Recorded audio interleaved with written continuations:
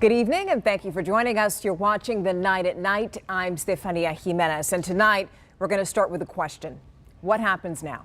It's what council members in Uvalde are trying to figure out as the city considers what it should do with the memorial at the plaza that's continued to grow since the shooting at Robb Elementary. Right now, that memorial has flowers, crosses, and cards. And when council members met earlier this month, Councilman Chip King talked about making it a permanent space to honor the victims. He's been speaking with their families and thinks that it's time to create a committee that's comprised of family members, community members, council, and staff. Now, this downtown plaza location is really important because some of the families say it's still too painful for them to go to the other memorial that's in place at Robb Elementary. We're going to know more about council's decision tonight on the Nightbeat. So some of us got rain yesterday or even today. So what is on tap for the rest of the week? Here's meteorologist Adam Caskey with your forecast. It was nice to see rainfall the past couple of days, but I do think our best coverage of rain was yesterday. Tomorrow for the morning commute, some isolated to widely separated showers possible, about 30 to 40% coverage, and temperatures in the mid-70s to start the day. By the afternoon, just a few of those pop-up afternoon showers, so fairly limited coverage. High temperatures, upper 80s, right near 90 degrees, and you'll really notice the thick humidity in the air. You're not going to get a break from it for several days. Thursday, a carbon copy. So more of the same on Thursday. By Friday, 20 to 30% chance, 92 the high temperature in this weekend. For the most part, just partly cloudy and back in the mid 90s, but still under 100 degrees for the foreseeable future. But it is, after all, still hot. Before you complain about the weather, keep in mind that flash flooding is the very reason that 23 counties in Texas are under a disaster declaration. Governor Greg Abbott declared that or signed that declaration today. Yesterday's floodwaters, we know, claimed the life of a 60-year-old woman in Dallas who was swept away. That area got more than 9 inches of rain. And according to the Fort Worth Fire Department, that's the second greatest 24-hour rainfall amount in DFW history. Crews there had 500 service calls and had to rescue almost 200 people from high water. Being Texas means being responsive to challenges like this. And so I want to commend the mayor as well as the entire city staff, as well as others around the entire region, for responding so prolifically to the enormous challenge that they dealt with yesterday.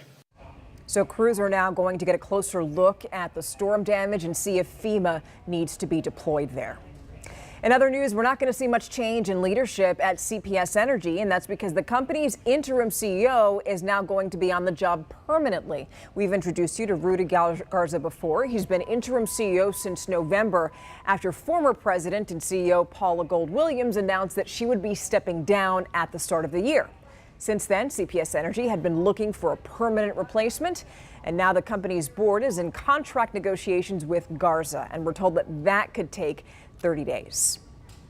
Lots of questions tonight after an act of violence at the Bexar County Democratic Party headquarters. That office is on Fredericksburg Road near Donaldson. Now, the Bexar County Sheriff's Office says that someone shot at the storefront window there overnight. It's the same strip center where District Attorney Joe Gonzalez and Bexar County Judge candidate Peter Sakai have campaign offices. Nobody was hurt, but the DA does think that this could have been a targeted attack. It was a setup. That is what the defense is arguing in the public corruption trial of former Bexar County Constable Michelle Barrientes Vela. Today was day one of the testimony, which comes after more than 2.5 years of delays. Barrientes Vela's attorney is arguing that the prosecutor in this case and its lead investigator set a trap for the constable, but came up empty. Meanwhile, the other side told the jury that Barrientes Vela took steps to create a false set of security payment logs. She said the constable used different pens to make it look like it was different dates and made it look like it was filled over the course of time. And that's why we're here, not on she stole money, not on she mismanaged money, not on anything that they were trying to get.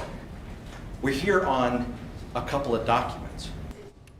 It is possible that dozens of witnesses could testify before the trial is over, but attorneys from both sides are not allowed to speak to the jury about other criminal accusations against Barrientes Vela. Now, testimony is expected to continue tomorrow morning, and you could watch all the trial on KSAT.com, KSAT Plus, or of course on our YouTube channel.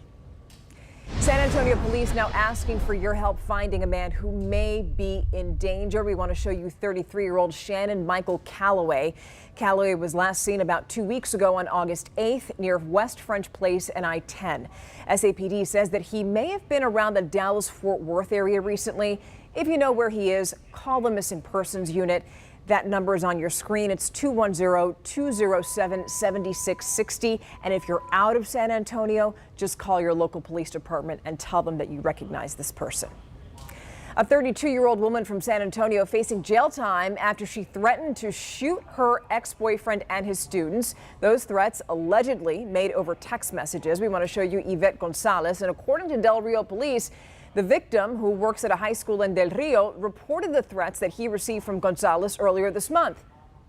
Del Rio police went to the high school as a precaution. Police then arrested Gonzalez in San Antonio back on August 18th, and now she's charged with making a false alarm or report. On to monkeypox now. A student at Texas State University has tested positive for the virus. The university says the student is isolating and lives off campus. Right now, it's trying to identify anybody who's been in close contact with that student. Now, here in San Antonio, the number of cases is still at 24. You can read more about the virus and prevention at KSAT.com. Now let's talk about your money. Fewer Americans are looking for a new place to live. Newly built home sales dropped nearly 12.6% last month. According to the Department of Housing and Urban Development and the U.S. Census Bureau, it's the second consecutive monthly decline. It also comes as the median price to build a new home increased to just over $439,000, which is up $37,000 from June. The average interest rate for a 30-year fixed mortgage was above 5% for the whole month of July. All right, so here's something that you may like just a little bit more. Gas prices have dropped now for 70 days in a row, which is the second longest streak in almost 2 decades. Back on June 14th, gas hit a record price of $5.02, but the national average for a gallon of regular gas has dropped every single day since then. That's according to the AAA. Now, the national average for regular gas is $3.89 a gallon, but something did happen today that could change that. For the first time in months, the price of U.S. crude oil went up. And if it keeps going up, gas could also follow.